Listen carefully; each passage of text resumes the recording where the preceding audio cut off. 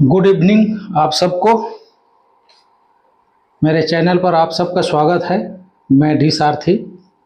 आज आप लोगों को 11th का अकाउंटेंसी बैंक समाधान विवरण पत्र पढ़ाने जा रहा हूं।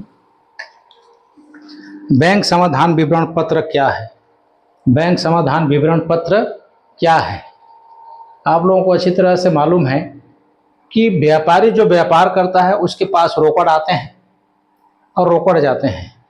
बड़े बड़े व्यापारी होते हैं जिनका हमेशा लेन देन बैंक से होता है। बैंक में उनके खाते होते हैं, बैंक में व्यापारियों के पासबुक होते हैं। ठीक है, तो जो भी पैसे जमा करते हैं बैंक में डाल देते हैं, पैसे निकालते हैं बैंक से निकालते हैं। इस तरह से बैंक और व्यापारी का बड़ा घनिष्ठ संबंध है। बैंक और व्यापारी का बड़ा घनिष्ठ संबंध है। बैंक जो भी रोकड़ बैंक में जमा करता है उसके लिए आप लोगों को पढ़ाया गया है रोकड़ बही। रोकड़ बही में बैंक व्यापारी तुरंत लिखता है कितना पैसे बैंक में जमा करने के लिए ले गए, रोकड़ बही में एंट्री कर देता है। उधर बैंक व्यापारी के खाते में जमा करता है तो पासबुक में उसका क्रेडिट कर देता है। ठीक है, इसी प्रकार व्यापारी बैंक से रुपये निकालता है तो अपने रोकड़ बही में एंट्री करता है। उधर बैंक पासबुक में व्यापारी के खाते को डेबिट कर देता है। इस तरह से बैंक और व्यापारी का बड़ा घनिष्ठ संबंध है और रोकड़ बही और पासबुक का भी बड़ा घनिष्ठ संबंध है। तो बैंक समाधान विवरण व्यापारी बनाता है एक निश्चित तिथि को व्यापारी बैंक समाधान विवरण पत्र बनाता है कि वो ये जानना चाहता है कि बैंक का जो शेष है और मेरे बैंक के पासबुक का शेष और व्यापारी के पास जो रोकड़ बही का शेष दोनों में मिलान होता है या नहीं होता है और क्यों नहीं होता है। अगर नहीं होता है तो क्यों नहीं होता है, इसकी जानकारी के लिए एक विवरण पत्र व्यापारी बनाता है, उसी को कहा जाता है बैंक समाधान विवरण पत्र। वैसे दोनों के यहाँ तो समान होना चाहिए, पासबुक में भी जो शेष है वही रोकड़ पे ही बताना चाहिए, ऐसे कहने का है, लेकिन वास्तविकता में ऐसा नहीं होता है। बैंक के पासबुक का शेष अलग दिखाता है और व्यापारी के रोकड़ बही का शेष अलग दिखाता है वास्तव में। तो ये अलग अलग क्यों दिखा रहा है? इसलिए व्यापारी एक निश्चित तिथि को एक बैंक समाधान विवरण पत्र बनाता है कि उसकी कारण जानना चाहता है कि क्यों वो अलग अलग शेष दिखा रहे हैं। ये कारण की खोज करते हैं और अंत में दोनों का टैली कर लेते हैं, पासबुक और रोकड़ बही के मिलान ठीक कर लेते हैं। तो जो व्यापारी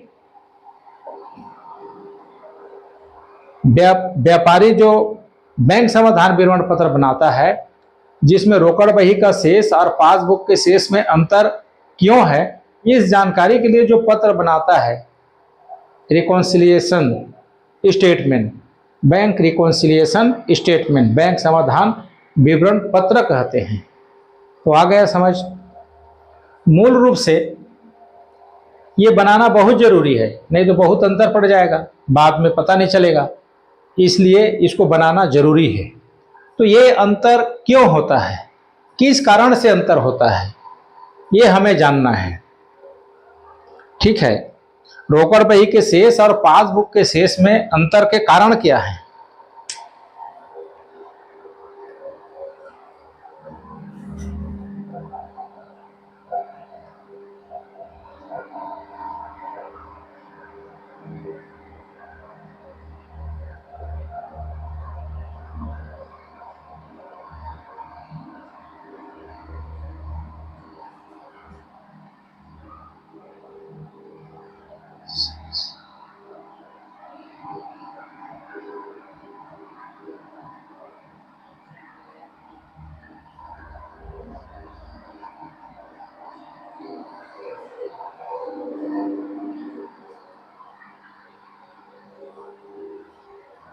रोकड़ बही के शेष और पासबुक के शेष में अंतर के कारण दो ठो मुख्य हैं।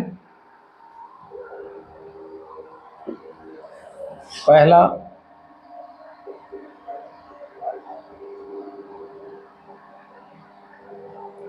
ऐसे व्यवहार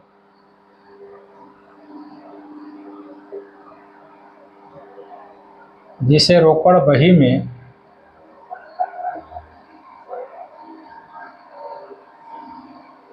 लिखे गए परंतु पासबुक में नहीं लिखे गए। ये है, कुछ ऐसे व्यवहार होते हैं जिन्हें तो रोकड़ बही में लिखा जाता है परंतु पासबुक में नहीं लिखे गए होते हैं। तो वो कौन कौन से हैं? तो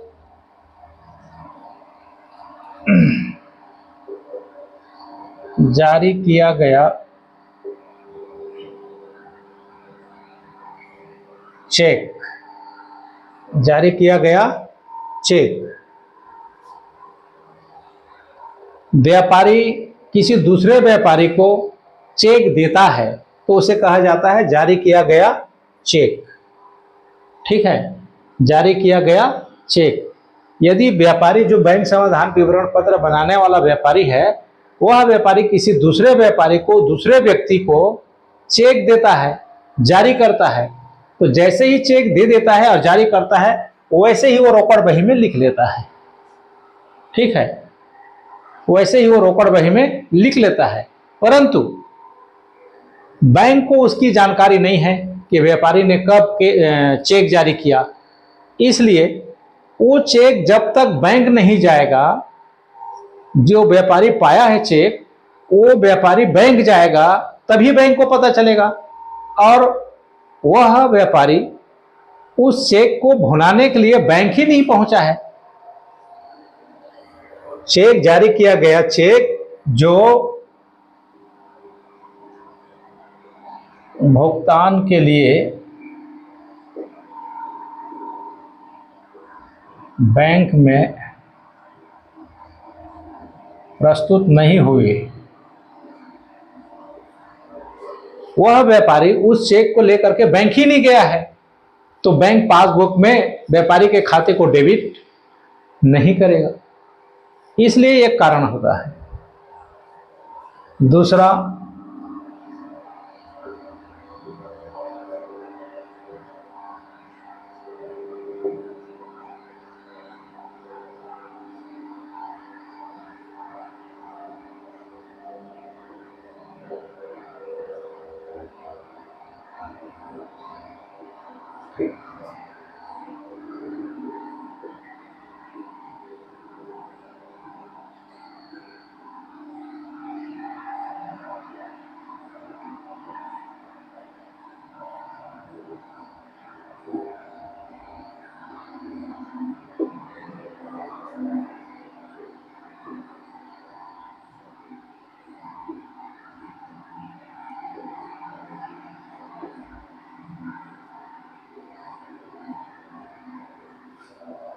दूसरा है मूल व्यापारी को बाहर से चेक मिला, कोई ड्राफ्ट मिला,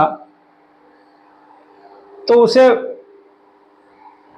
अपने बैंक में भेज देता है, बैंक में जमा कर देता है, और जैसे ही अपने बैंक में जमा करता है व्यापारी अपने रोकड़ बही में क्रेडिट में लिख लेता है, जमा कर लेता है, परंतु बैंक तब तक उसको पासबुक में व्यापारी के खाते को क्रेडिट नहीं करेगा जब तक कि उस चेक और ड्राफ्ट की राशि बैंक को नहीं मिल जाती, तब तक वो नहीं करता है। तो जिस दिन व्यापारी बैंक समाधान विवरण पत्र बनाता है उस दिन तक उसके पास वो नहीं पहुंचा रहता है, माने संग्रह नहीं होता है, उस चेक का पैसा कलेक्शन नहीं हो पाया रहता है।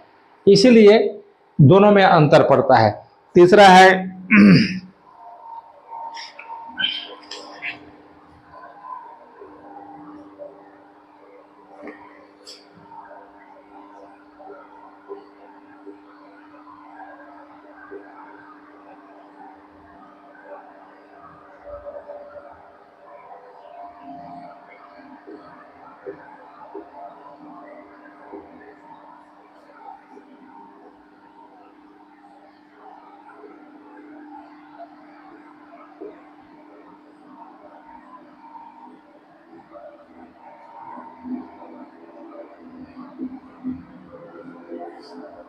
व्यापारी को चेक मिला और उसको बैंक में जमा करने जाना है करके अपने रोकड़ बही में जमा कर लिया, परंतु उस चेक को बैंक ही नहीं भेज पाया, बैंक में जमा करने के लिए भूल गया। तो इसलिए दोनों में अंतर पड़ता है। ठीक है, तो ये 3 चीज होते हैं फर्स्ट पॉइंट में। दूसरा है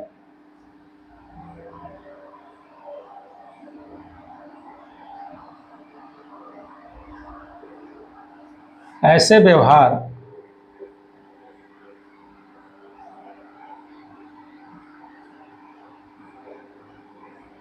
पासबुक में लिखे गए परंतु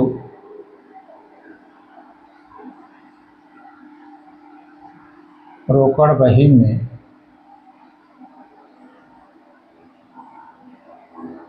नहीं लिखे गए। कुछ ऐसे व्यवहार होते हैं जिन्हें पासबुक में तो लिख दिया जाता है, परंतु सूचना के अभाव में व्यापारी रोकड़ बही में उसकी एंट्री नहीं कर पाता है। जिसमें पहला है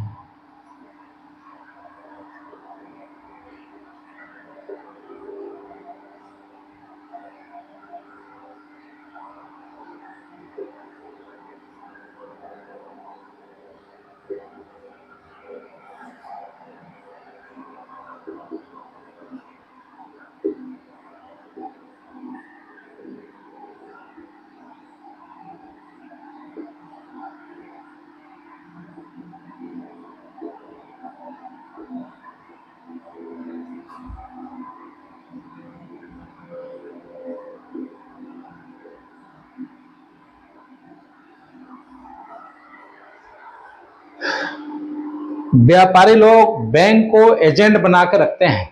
व्यापारी लोग बैंकों को एजेंट बना के रखते हैं और बैंक व्यापारियों को बहुत सारा काम करता है।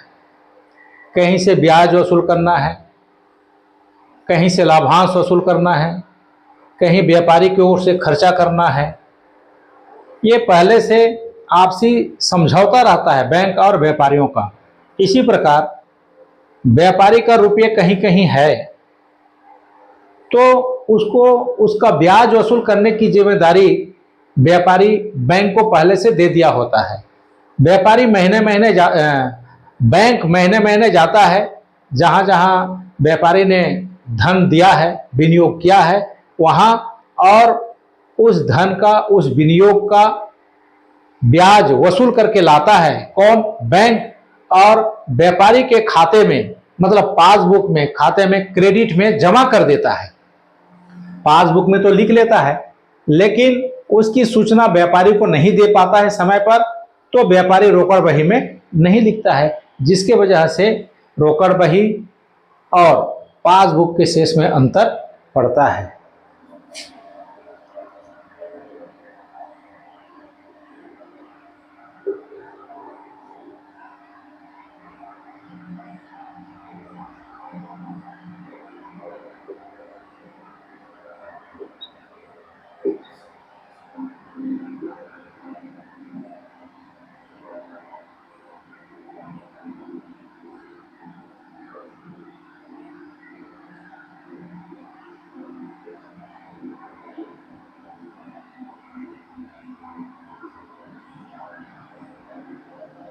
इसी प्रकार लाभांश है।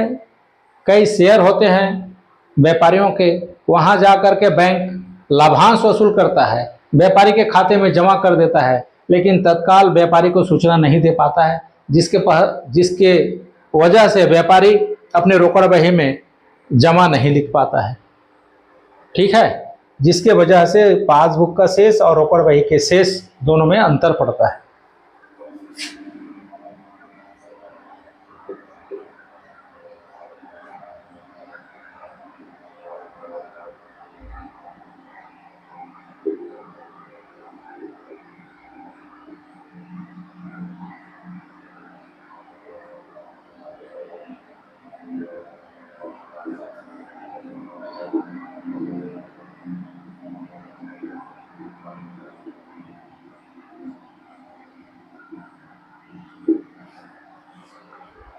क्या होता है, कभी कभी ग्राहक व्यापारी से माल उधार खरीद लेता है, तत्काल पेमेंट नहीं करता है, बीच में सीधा व्यापारी बैंक जाकर के व्यापारी के बैंक में जाकर के व्यापारी के खाते में सीधा व्यापारी के नाम से जमा कर देता है रोकड़।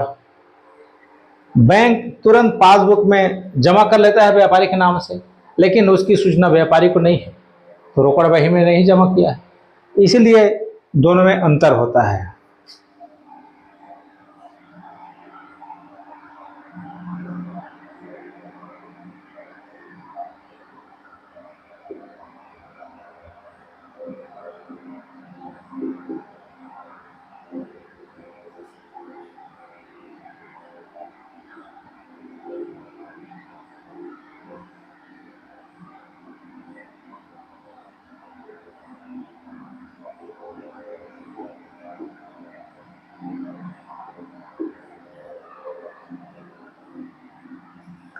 बैंक द्वारा व्यापारी की ओर से दिया गया बीमा ब्याज, नगर पालिका कर,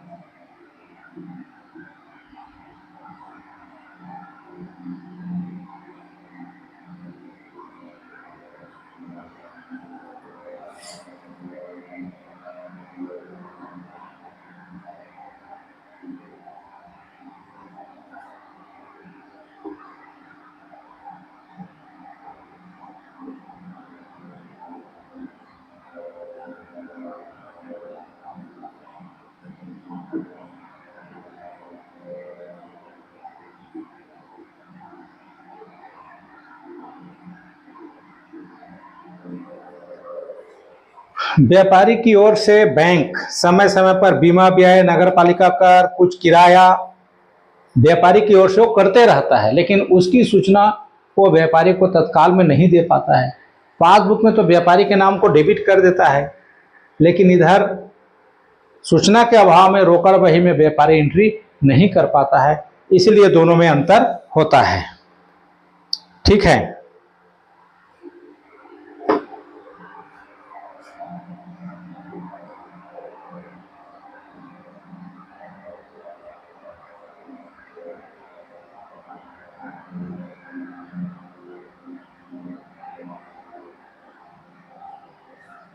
भुनाए गए विपत्रों का अनादरण।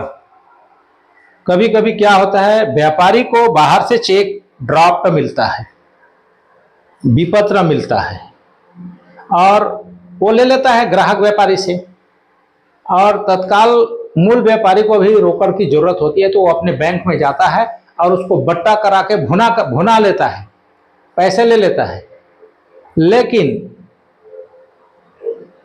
लेकिन जब उस चेक का कलेक्शन के लिए बैंक दूसरे व्यापारी के पास जाता है तो वह पैसा देने से इनकार कर देता है।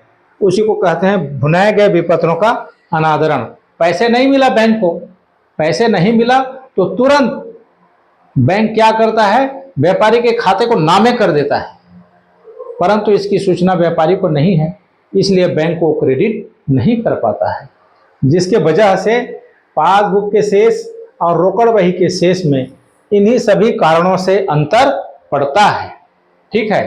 तो इनमें से कौन कौन से अंतर पड़ते हैं, उसी की जानकारी के लिए एक व्यापारी की ओर से निश्चित तिथि को एक समाधान विवरण बनाता है, उसी को कहा जाता है बैंक समाधान विवरण पत्र। ठीक है। मेरा पढ़ाना आप लोगों को अच्छा लगता हो तो मेरे चैनल को सब्सक्राइब करेंगे, लाइक करेंगे, ताकि अगला नोटिफिकेशन आपके पास जल्दी पहुंचे। ठीक है। अब बताता हूं,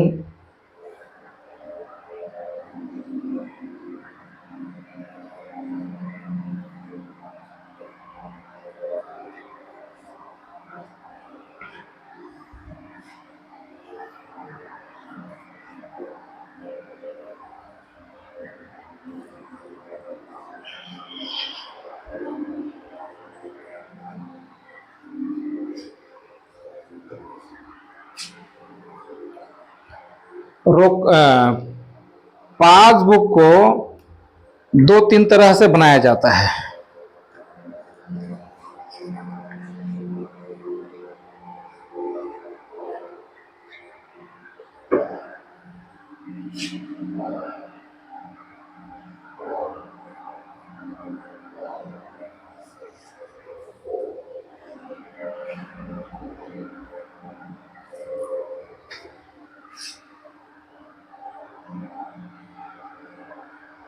अरे यार, क्या लिखता हूँ मैं।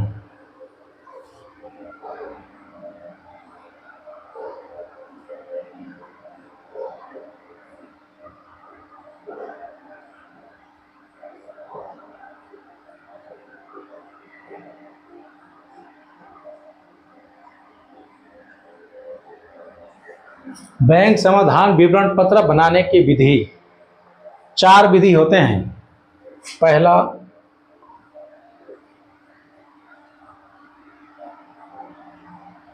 रोकड़ बही के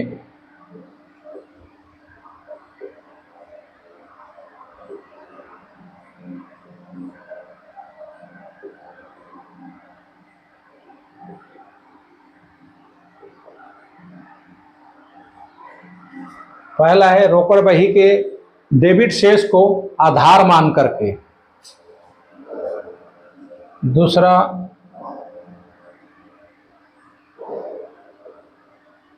रोकड़ बही के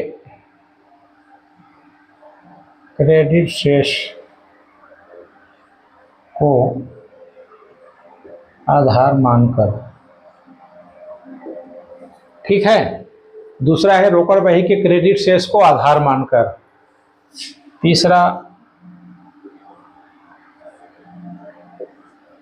पासबुक के डेबिट शेष को आधार मानकर।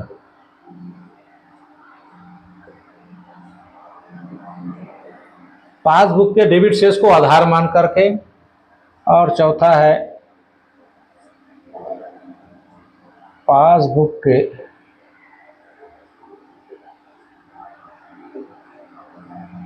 क्रेडिट शेष को आधार मानकर। पासबुक के क्रेडिट शेष को आधार मानकर। ये 4 विधियों से रोकड़ बही बनाया जाते हैं। जैसा प्रश्न बोलेगा उसी के आधार पर बनाना है। तो हम सबसे पहले रोकड़ बही के शेष को आधार मानकर बैंक समाधान विवरण बनाने से क्या क्या करते हैं वो देखते हैं।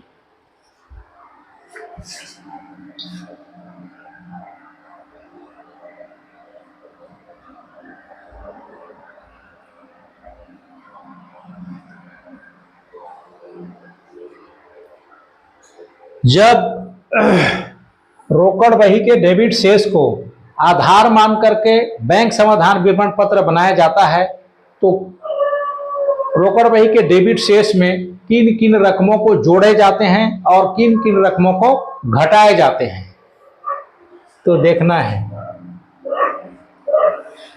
पहला, जोड़िए।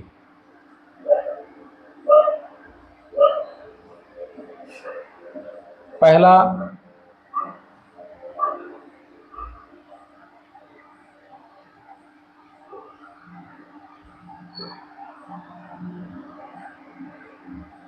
निर्गमित चेक जो भुगतान के लिए बैंक में प्रस्तुत नहीं हुए। ठीक है, व्यापारी द्वारा चेक निर्गमित किया गया जो भुगतान के लिए बैंक में प्रस्तुत नहीं हुआ, ऐसे पॉइंट रहेगा, उसकी रकम को जोड़ेंगे। दूसरा, सीधे ग्राहक द्वारा बैंक में रोकड़ जमा किया गया। यदि कोई ग्राहक सीधे बैंक में जाकर के पैसे जमा कर देता है व्यापारी के नाम से तो वो जुड़ेगा। तीसरा, प्राप्त लाभांश ब्याज जो पासबुक में लिखे गए हैं, रोकड़ बही में नहीं लिखे गए हैं, वो उसको जोड़ेंगे हम लोग। ठीक है।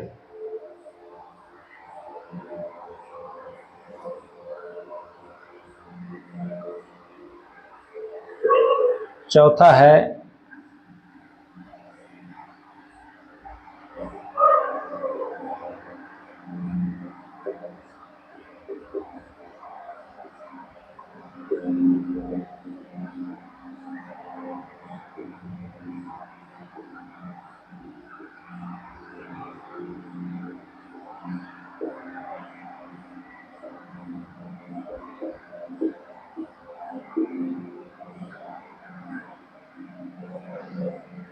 व्यापारी का रोकड़ बैंक में जमा रहता है तो हर महीने ब्याज बनता है। जैसे ब्याज बनता है बैंक व्यापारी के खाते को जमा कर देता है, उसके खाते में जमा कर देता है, उसकी सूचना व्यापारी को नहीं होती है।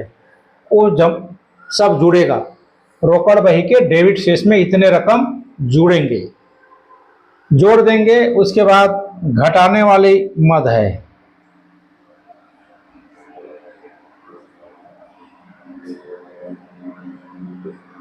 चेक संग्रह हेतु बैंक भेजे गए परंतु संग्रह नहीं हुआ। व्यापारी ने जो पाया चेक उसको बैंक में जमा कर दिया, लेकिन बैंक को उसके रुपए अभी तक नहीं मिले, वो घटेगा। दूसरा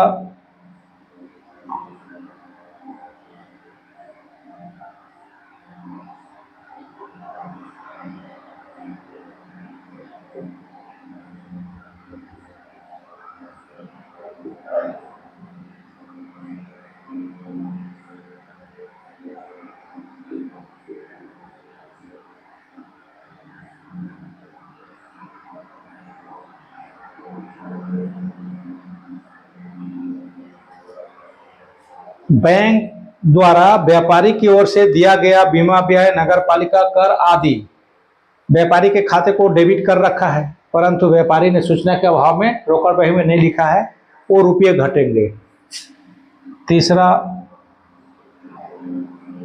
बैंक व्यय, तीसरा है बैंक व्यय। व्यापारी का काम बैंक बहुत करता है, उसका चार्ज लेता है, वो तो वहीं काट लेता है। व्यापारी का पैसा बैंक में जमा है, वो वहीं काट लेता है, व्यापारी के खाते को डेबिट कर देता है, लेकिन व्यापारी को इसकी जानकारी नहीं होती है, इसलिए ये रुपये घटाने पड़ते हैं।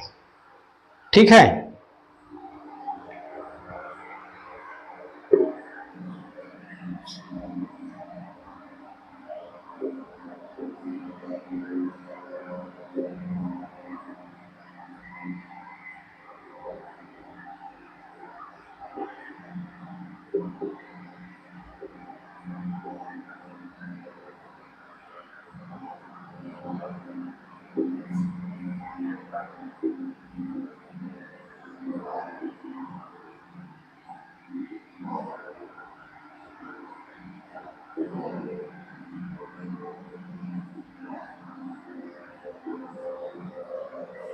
ऐसे चेक जिसे व्यापारी को मिला है, मिलते की रोकड़ बही में एंट्री कर लिया कि इसको बैंक भेजना है, लेकिन बैंक भेजना भूल गया, ऐसे चेक के रकम को घटाना पड़ता है। तो इस तरह से ये है।